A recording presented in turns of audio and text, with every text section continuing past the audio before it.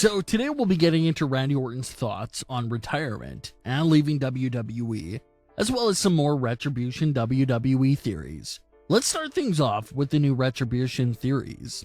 After months of going nowhere and never having any direction at all, WWE decided to break up Retribution.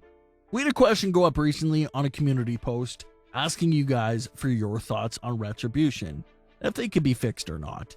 The majority of you agreed that they're all talented superstars that deserve to be used in better ways besides Retribution, because it's a failed project that WWE writers never truly cared about.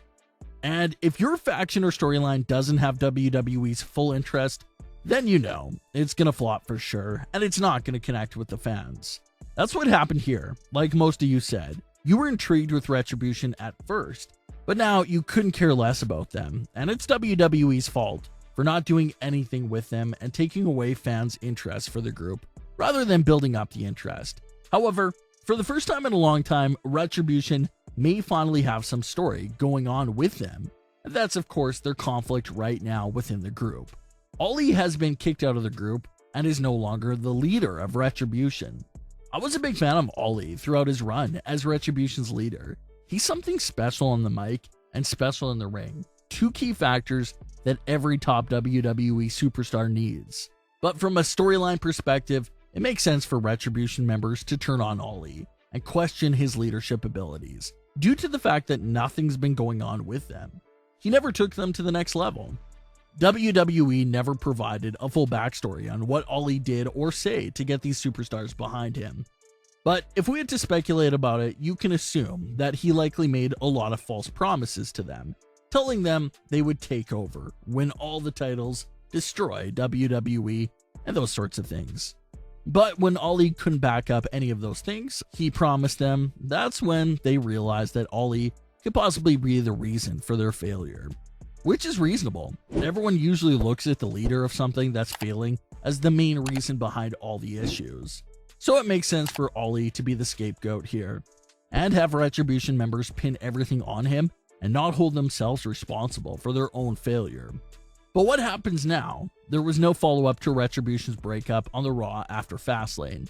There's some conflicting reports about Ali being a bit banged up, but we should eventually see some sort of follow-up eventually.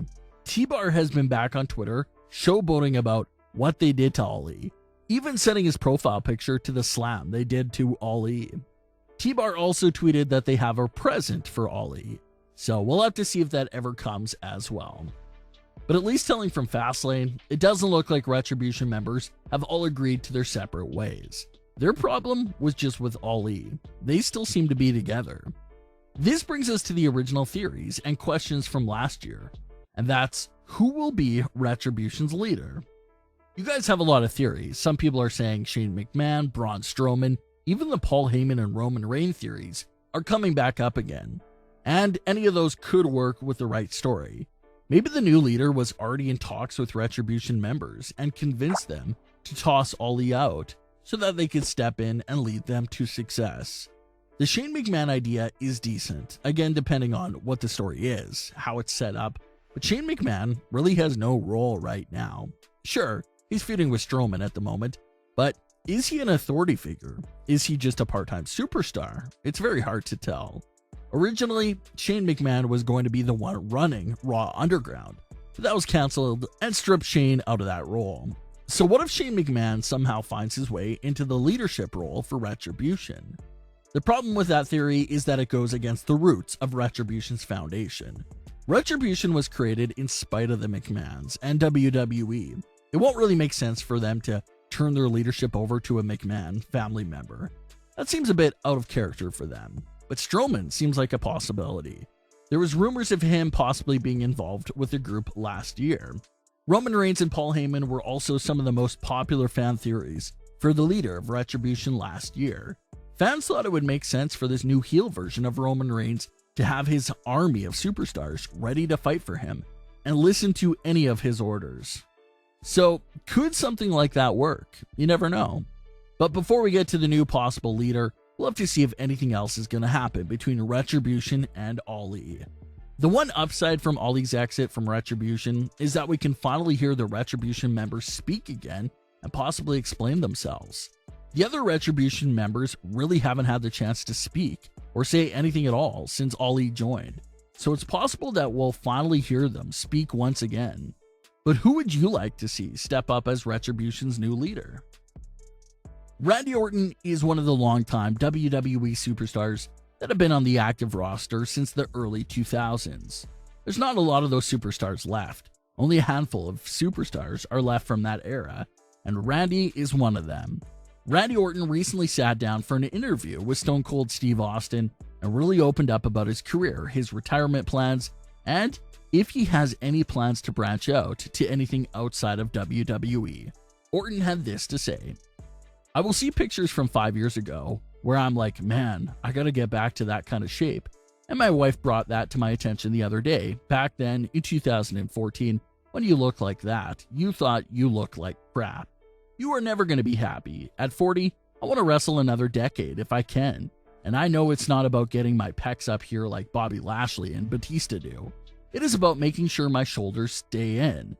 It is about longevity for me. I want to do this as long as I can. I don't see branching off to do this or that like a lot of guys do. WWE is my home and what I do. I'm a professional wrestler." So Randy Orton is looking at another 10 years in the ring. Like he said, it's not about being in crazy bodybuilding shape, but just keeping his shoulder intact and just the longevity of his career. He wants to wrestle for as long as he can, and he has no plans to leave WWE and try out Hollywood and other projects like that. He says that he's just a professional wrestler. Orton would easily have a lot of success in the Hollywood acting scene. We've definitely seen a lot of his great acting work during his feud with Alexa Bliss over the past few months, but he just wants to stick to being in professional wrestling, which everyone obviously respects. It feels like a lot of superstars often cut their WWE career short for Hollywood. So it's really nice to know that we're going to have Randy Orton in the ring for at least 10 more years. Randy Orton is wrapping up his feud with The Fiend and Alexa Bliss, so we'll have to see what the future holds for Randy Orton after this feud with The Fiend comes to an end. Will Randy Orton focus his attention back on the WWE Championship or feud with another upcoming Raw talent? We'll have to wait and see what's next for him. But what are your thoughts on today's wrestling stories? Who do you want to see as Retribution's new leader? And what are your thoughts on what Randy Orton had to say about retirement? Leave your comments below. Don't forget to subscribe with all notifications on. And leave a like if you enjoyed. Thanks for watching, guys.